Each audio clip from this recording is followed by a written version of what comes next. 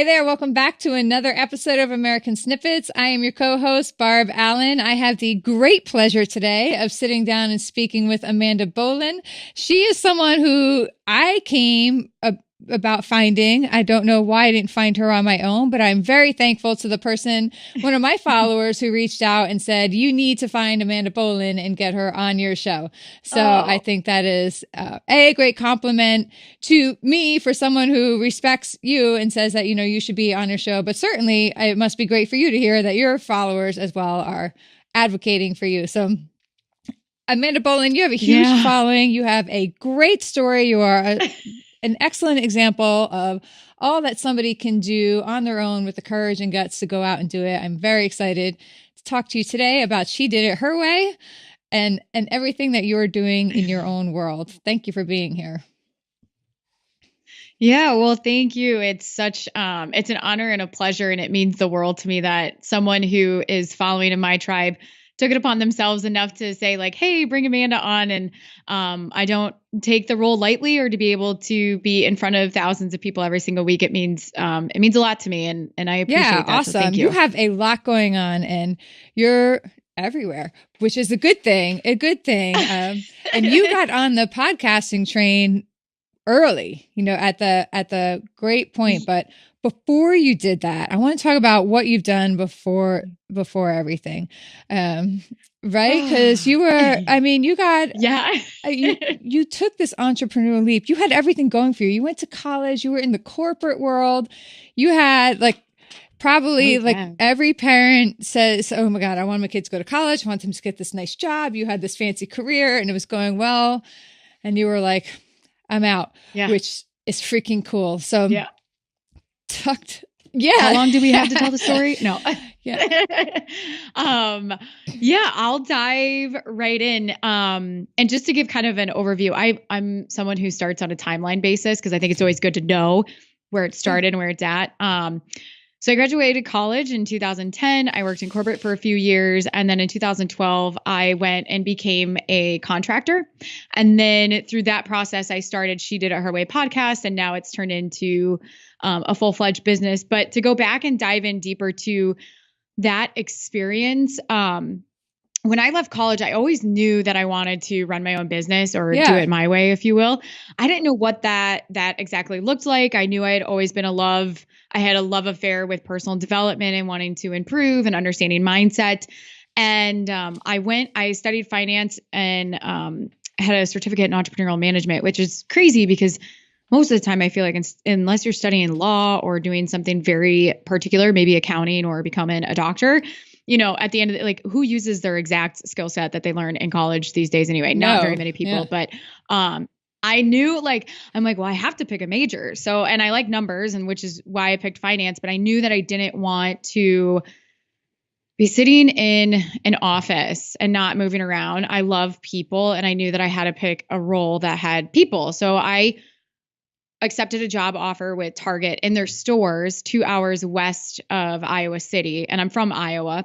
And I was 22 and it was a dream of a job. I mean, Target is an amazing company, especially in their leadership development. They really teach you and they work you. But it was in that experience where I found myself that I was working 60 hours a week. I was working weekends. The store that I was in was bottom performing and my department was underperforming. So I had I acquired skill set to manage people right from the get-go. And it was a lot at that age, but I wouldn't change anything about it. But I remember 6 months in at the front of the store that I was in, looking around, it was close to fourth quarter. And I'm like, this can't be it.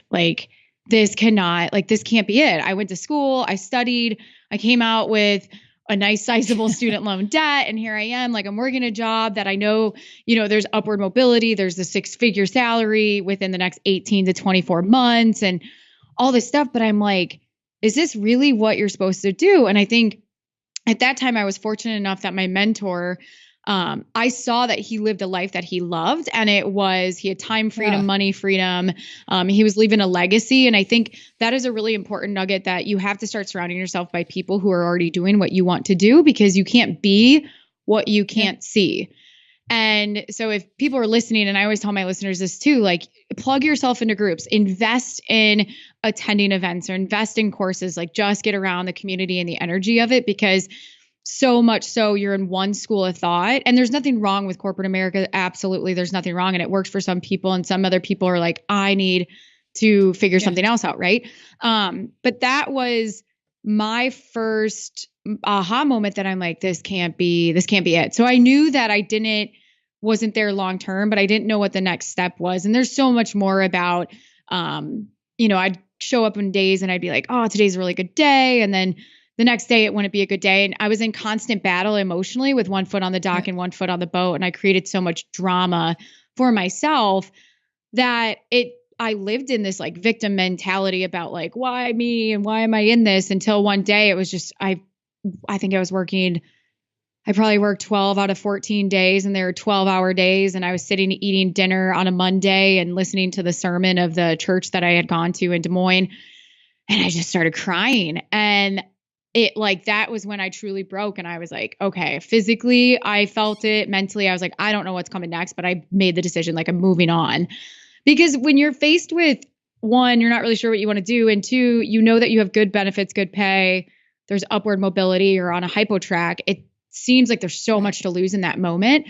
But for me, like I was younger, so I thought, okay, I'm like, the worst that could happen is that I don't know, I move back home and I work, find a part-time job, whatever. But I had found what I call a bridge job. And that is, I didn't have time in my schedule when I worked at Target to really go out and figure out what I wanted to do. And so from there, the bridge job gave me back time on my schedule. I went through a third-party agency and started working as a recruiter at Wells Fargo. And it was during that transition that I had met the gentleman who helped kickstart my subcontracting career, which ultimately led me quitting corporate America in total in May of 2012. And that was amazing. Like I got to do leadership development, employee engagement trainings. And then, in 2015 was when I started She Did It Her Way podcast. And it was truly just a passion project. I kind of felt super isolated, traveling every single week, living out of a suitcase.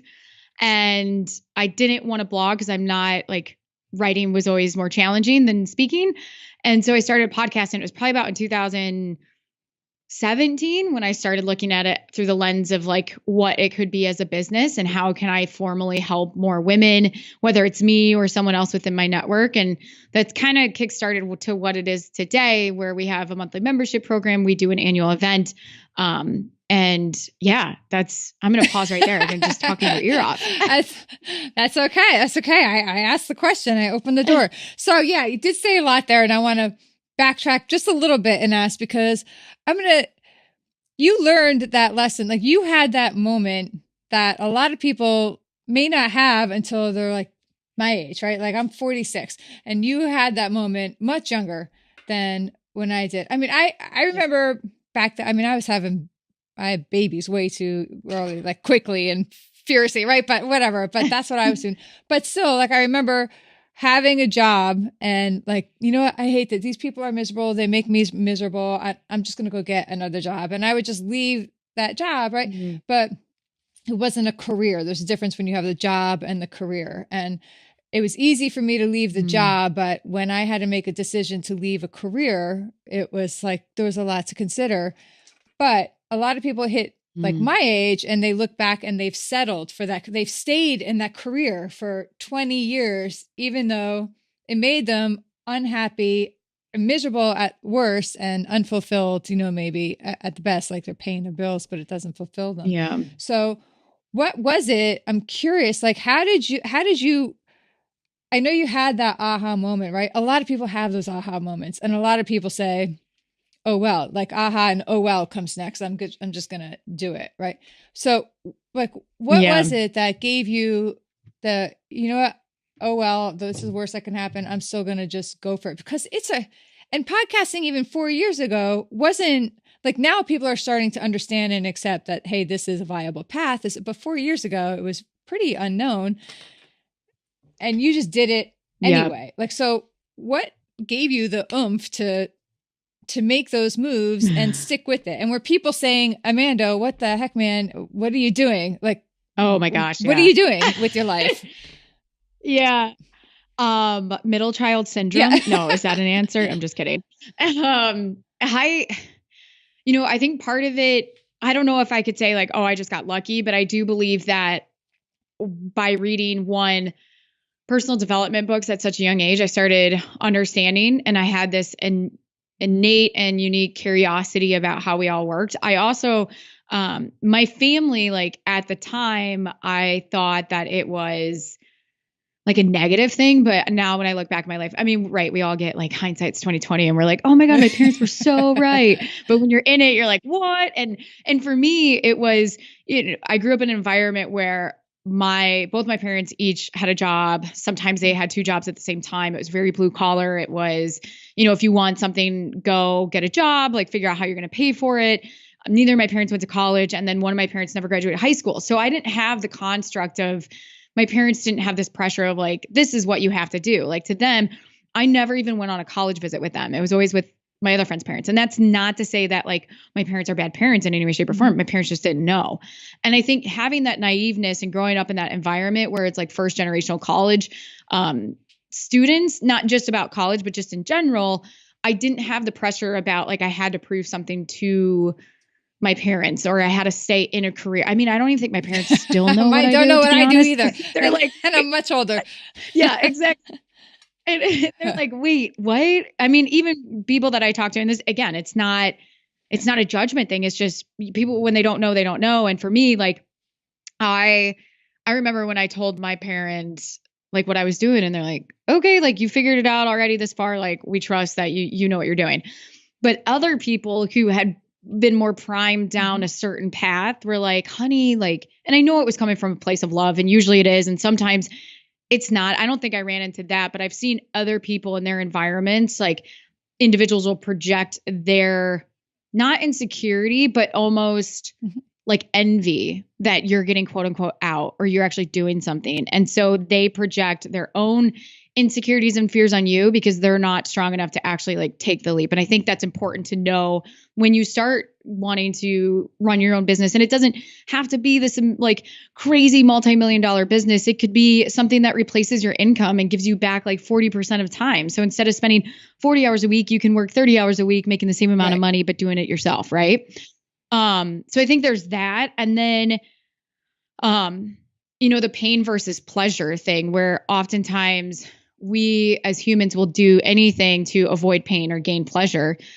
And in that moment, it was like, it just, enough gets enough. And you kind of, when you remove the drama and you just make a decision, the opportunities start popping up. Like once I made the decision that I was like, I'm done with Target. And I have two best friends out of Target, and the people that work there are amazing. Like, yes, I had people challenge me and be like, what are you doing? Why are you doing it? Like you could have your own store in 20, 24 months or whatever. And I'm like, I would rather take this chance now. And I mean, I see it a lot, like even, so I'm 31 and I have friends that are in corporate and now they're starting to be like, wait, is this what I want to do? And so like, for me, wherever I was in that moment, I'm like, okay, it's more painful and energetically draining to stay in this. And when I made the decision to leave, the opportunity to become a recruiter through a third-party agency came up. And that actually was the biggest, more fearful leap because I took a $10,000 pay cut, which when you're 22, 23, and you've got student loans the size of a rent payment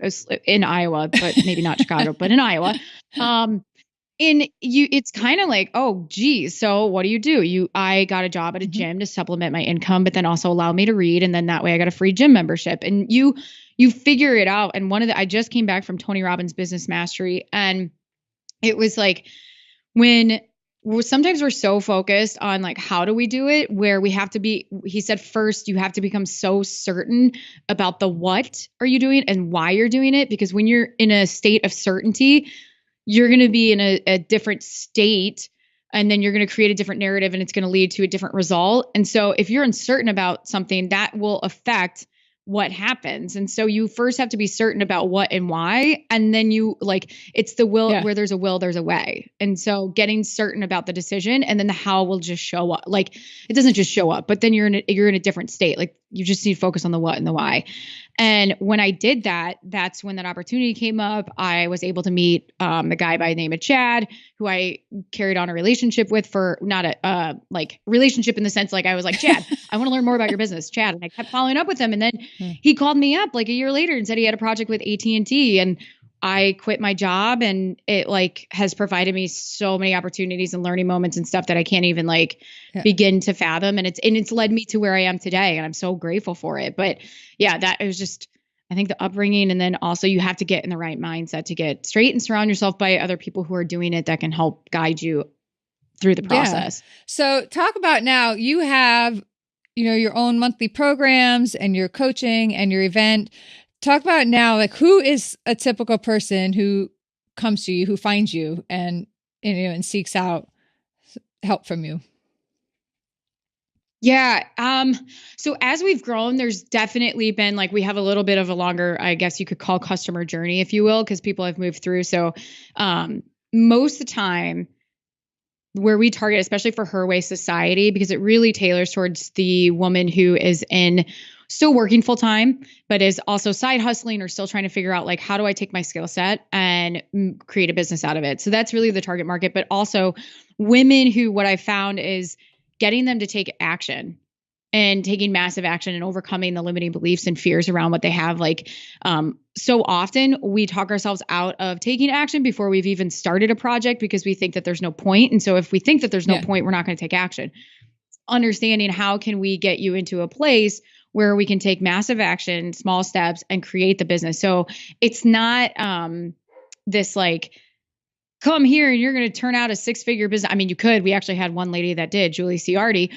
But it's how can we provide the roadmap? And so it's definitely a blend of a personality trait, like women who really want to step up and want it and are ready to commit and do it. And then it's also women who are looking to find freedom and maybe work 30 hours and still make the same amount of money, who want more flexibility in their schedule, are the people that show what up. As my voice goes, it's like I just hit puberty, like, all right. What are some typical or some of the most common struggles or roadblocks or questions, like some of the most frequent issues that you help your clientele navigate?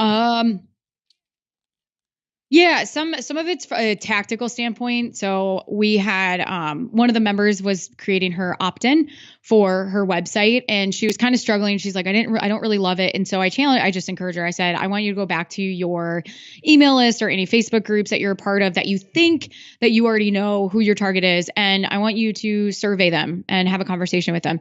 She came back a few weeks later on the next call and realized she's like, actually, this is my current opt-in is not even speaking to what they're actually struggling with. And she kind of found this whole new, what she thought it was versus what really came out of it, opened up her eyes to really say, okay, this is actually like, I'm using data and feedback that I got to say, like, this is what people are looking for. So from a tactical perspective, we talk about that. We talk about how to create like consistent content on a weekly basis to help build your audience. So things like that. And then on the other construct is breaking down the limiting beliefs and changing the questions that they might be asking themselves. So like, instead of asking, why isn't this working? Asking something about like, how can I make this work? So subtle things around the mindset that have a really big impact that causes them to show up differently in their actions is huge. So those are the two main things that we focus on in the society. So how do you then, your podcast, actually, I'm going to jump into that because I talked to you quickly right before we started this, because I just saw today, actually this morning, as I was prepping your latest issue with your podcast. And it is a great example. I looked at it and even when I saw this, I was like, oh my God, that can happen. And I freaked out, right? Like, so. Yeah. No, you freak out and you're like, I'm like, okay. So I'm like, very sorry this has happened to you. But I'm very happy I had the opportunity to ask you about it, and tell us a little bit about, because this is a great example of unanticipated setbacks and how you are navigating it. Yes. So what had happened, I woke up Thursday morning. This was a month ago or something. And I got an email. It was like, your podcast is rejected. Now for me, That's huge because we were just like the podcast growth was picking up major momentum. And I was like, this is amazing. And it takes a lot of work, and, by the way, for anyone who doesn't know it. It's no joke. Yeah. Yeah. It's no joke. And I'm like, what? What do you mean it's rejected? I'm like, what happened? And so you get an email that sends you to a link. It's like these lists of potential opportunities or things that might be. So it doesn't tell you specifically. So you're wondering like, what the heck did I do wrong? Oh my gosh, you're going into overdrive freak out. But you can't, this is the other thing. You can't call them. They only operate via email, iTunes support. So you're kind of at the mercy of their pace. And so during this whole time, I was like talking to my podcast hosting site, all this stuff. And it went on for about 4 or 5 days. And what had happened is my the author was stated she did it her way, not me. And one of the second things was my graphic size that was pulling to iTunes was too big. So very minute, trivial. Now there's certainly silver linings to it. And this is what I would recommend. And I teach in my like podcast course now is that for us, it started 2015, January. And like I said before, it was a hobby. It wasn't anything that I anticipated to grow into what it is today. And I'm so grateful that it has. But when it was originally set up, we had our podcast hosting site, which is Simplecast, and I love them. They're amazing. So if you're thinking about starting a podcast, do Simplecast. And yet we were actually hosting the podcast through Squarespace. And there were people involved at the beginning that within the first year of the business no longer were involved. And I forget, I mean, it doesn't even matter at this point, but when it was set up to feed from Squarespace, not Simplecast. So the RSS feed that was feeding into iTunes was actually a Squarespace RSS feed, not Simplecast, not from the hosting site. And so now I like that. And again, when I was doing the process, it wasn't broken. And I explained this in a podcast episode about how to find the silver lining of what is a perceived setback, because, as a business owner, there's so many ways there's so many opportunities to beat up on yourself. Like, oh, I didn't tag a link, or, oh, someone pointed out I spelled that wrong. Or, oh, I mean, like it just goes on. And if you let every single thing, if you give breath and life to every single thing you do wrong, like you're going to drive yourself crazy. And so I'm like, okay, yeah, I don't know. I mean, like I didn't know what I didn't know because it was not broken. So the silver lining is that if in the future I ever wanted to move away from Squarespace, I would have to update my RSS feed to iTunes anyway. And when you update an RSS feed, a new one, you lose basically all the data. And you lose all your reviews. Yeah. And people who were subscribed to the old RSS feed they're not today seeing anything. Like our downloads have dropped anywhere from 20 to at sometimes most 30% right now. I mean, again, this is a month after it happened. Is it crushing? Yes. Is my stamina to continue to keep going bigger than that? 1000%. Like I look at this, I'm like, nope, this is supposed to happen because we're doing a rebrand at the end of the year. And if I wanted to go away from Squarespace and move to WordPress, I would then have to do the same thing over and over at that time. And I'm like, better to happen now than later. Gosh, yeah. I mean, it's still like it crushes a little bit because you're like, when that's your main mode of communication with people and like my tribe, but I got super emotional because I'm like, the thought of someone thinking that I'm not showing up and that I just ditched them like pains me because that's not what happened. And that was, and it's also a crippling thing a little bit too, because I have podcast sponsors on certain episodes that are expecting certain downloads. So you have that, but silver lining is 1, I can help and teach other people not to make the same mistake that I did. Number 2, it reinforces that at the end of the day, you don't own any platform. I don't own iTunes. Right. Well, unless you buy their stock. I don't own Instagram. Same thing, right? Instagram, Facebook. The only platform that you own is your email list. And you may have really great downloads on a podcast, but if you don't have a strong email list, then it's very difficult to maintain, the health and the state of your business anyway. So again, it just reinforced that as well. But yeah, I mean, feel free to ask any follow-up questions of that. No, I mean, I think that's great. It was interesting. We experienced something similar when, we first launched, and then we switched platforms and we lost a lot of our reviews and our feedback, and something would have 800 shares and now it showed as 0. We're like, and And that was new for us, It's like but that was still Yeah. when we were very new. So that was hard for us. But iTunes thing, I hadn't thought of, that something like that could just occur with your podcast, which would be a toughie. But I mean, yeah, imagine like Yeah. it just disappearing. It's like, all oh my your God, work. that It was is the biggest. so I hard. mean, There's so much work to do this. Like, yeah. Yeah. And you don't know Yeah. when you're going to hear back. And it was a really big moment of testing to live in the present. And I had some people like, I allowed myself for 5 minutes to have like a full blown freak out where I was swearing, cussing, crying. And then I was That's like, important. okay. You Like, got to let because what are yourself you gonna have do? those 5 minutes. Yeah. Yeah. Yeah. But it's like, Yeah. I don't want to linger on about this because really in this moment, what can I do? And expending energy about being upset or playing a victim role is not serving me. And so it's just learning to sit with the uncomfortableness is also a lesson. Yeah. And, Did you find once you made that move from, the like structured, safe job into this unknown world, did you find that when you made that move, your inner circle change, your relationships with people change? Like, did some people kind of take a more distant spot in your life and more people move forward? I see. That's a really good question. Some of my closest friends are not in the entrepreneurial space. Like my friends, I'm still really close with people, like a handful of friends from high school, college, and then Target. And then and I have some new friends now. The newer, like latest friends are ones that I've met through business.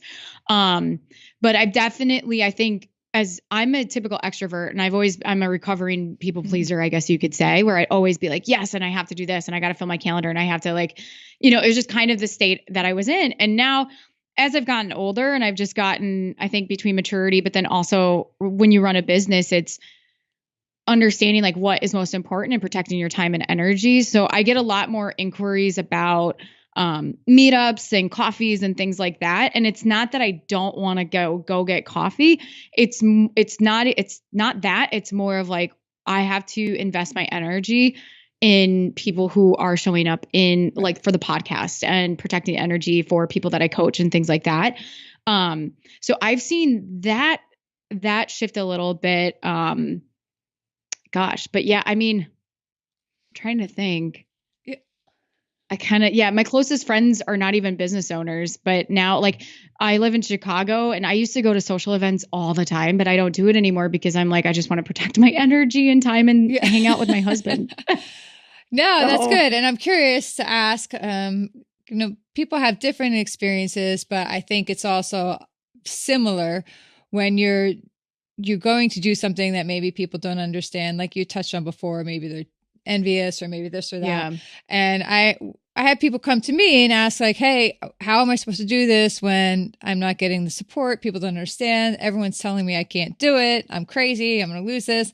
And so, I will say to them like, it's just time to restructure relationships, right? To protect what you believe in. So I like to ask other people how they manage that because, there could be a different approach. Maybe you have a different approach to that than I have thought of or somebody has thought of. And it's unfortunate, right? It can be kind of sad to make that shift, but you got to do it.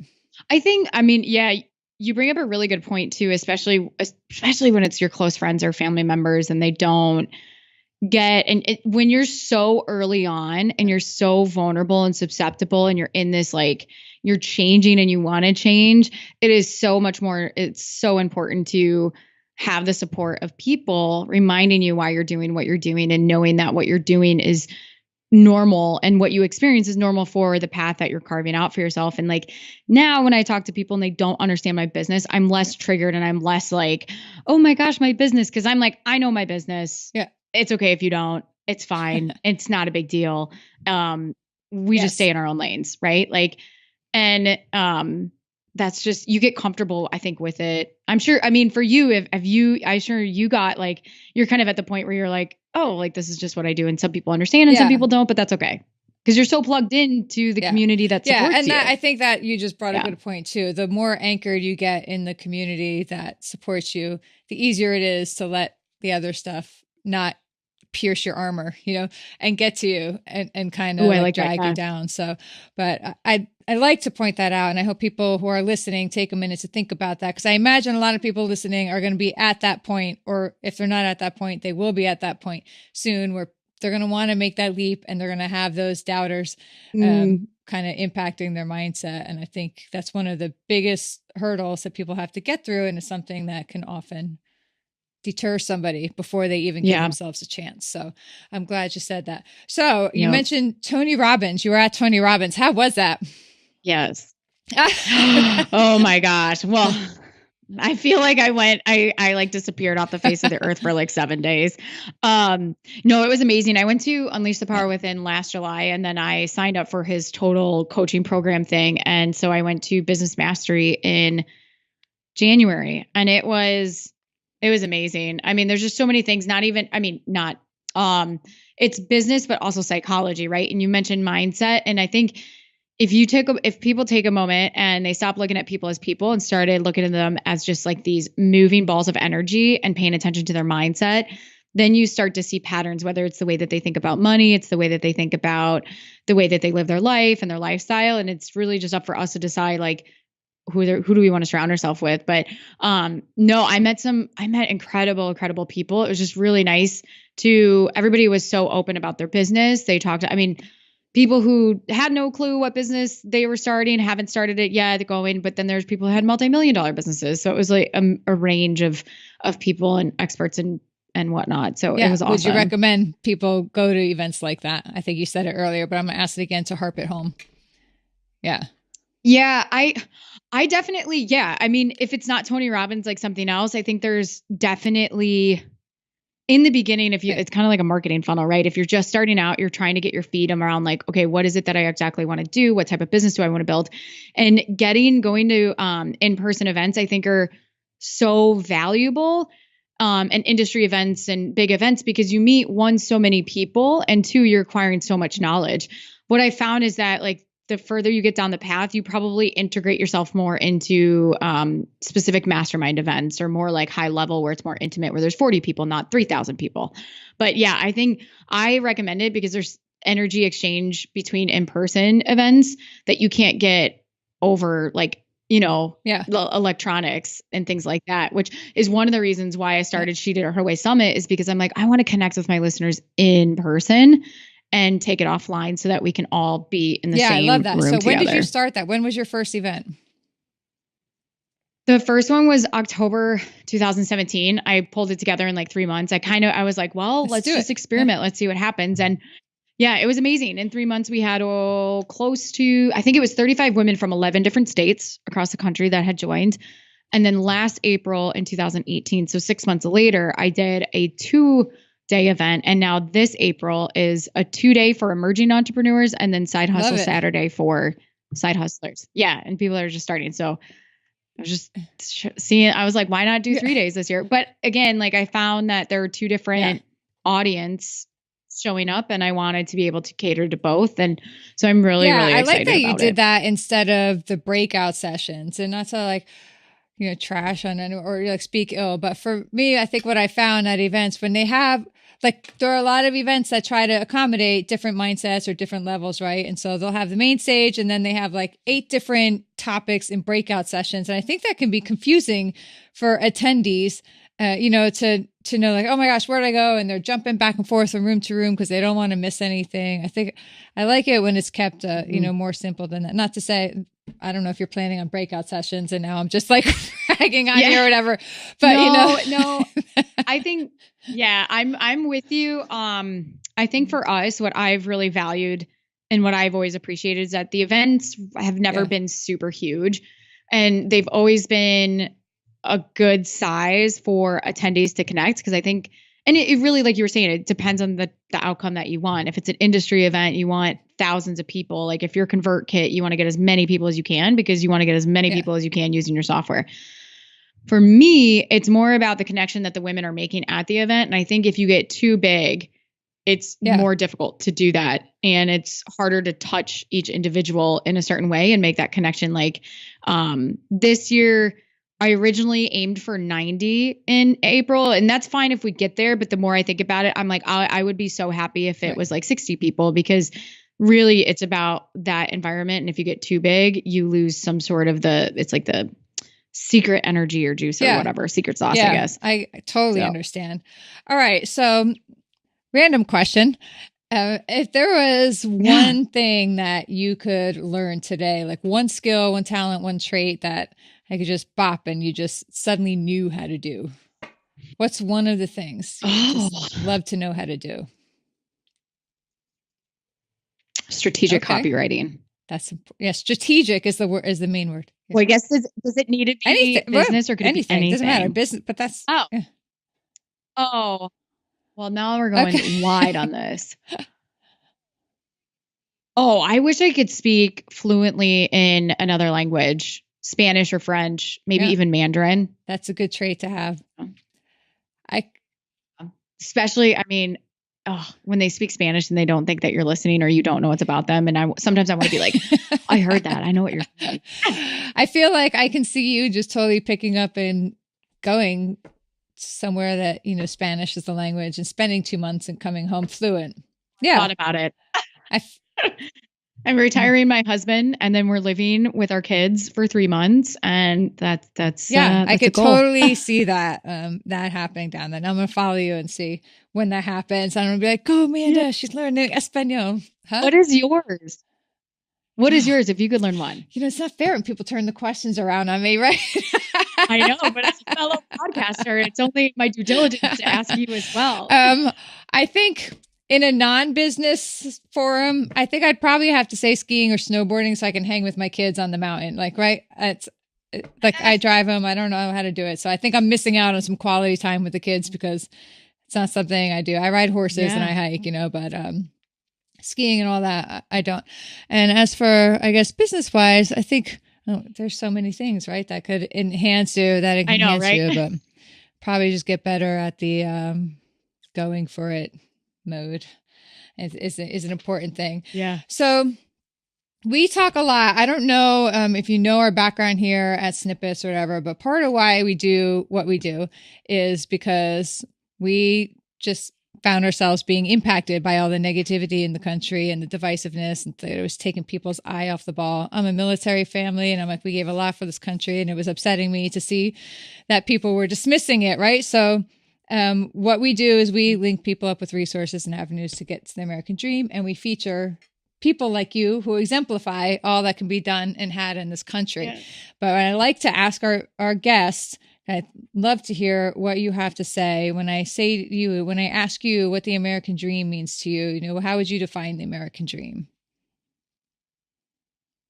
Oh gosh. It's kind of, I just got back from being abroad, and when you ask that question, there's the first thing that came to mind was the freedom piece of it. And sometimes, having freedom of speech isn't always the most eloquent. It's not always abused, a benefit per se. Right. Like it's the beauty that we have. I don't know, freedom of speech. It's the beauty that we have, the freedom in the capacity that we do. And yes, it's not always used in the manner that we would always hope. Yet at the core of it, we have a lot of freedoms in this country and a lot of access to things that if we want to do. And does that mean that it's the same experience from one individual to the next, to the person? No, it does not. But if we truly can find ourselves and if we want to do certain things, like most of the time there is the freedom that allows us to do it more so in comparative to other places. And I think like that, and having military and armed forces to be able to protect that freedom is a blessing and not doesn't go unnoticed or unappreciated. Perfect. Thank you. So remind us again, if people want to follow you, they want to find one of your summits, they want to learn from you or support your work or follow you on Instagram, hook us up. Where can people find you? Yeah. go to shediditherwaypodcast.com. From there, you can access all the podcast episodes. You can get in touch, see like the summit. You can get on the wait list for Her Way Society and check out more of we have freebies on there as well. So shediditherwaypodcast.com. And then it's She Did It Her Way on Twitter, Facebook, and Instagram, which I'm really over on Instagram. I'm pretty active. So if you message, you're always going to I'm going to be the one responding. Did you say you have a wait list for your society? How cool is that? Yeah, we close it. It's not.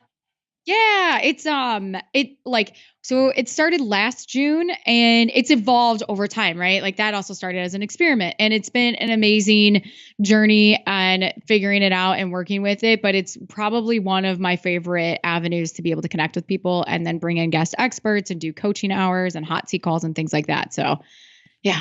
And awesome. It's great. Thank you. I love it. Thank you so much for taking time. I know you are like mad busy, so I'm really glad that we were able to nail you down.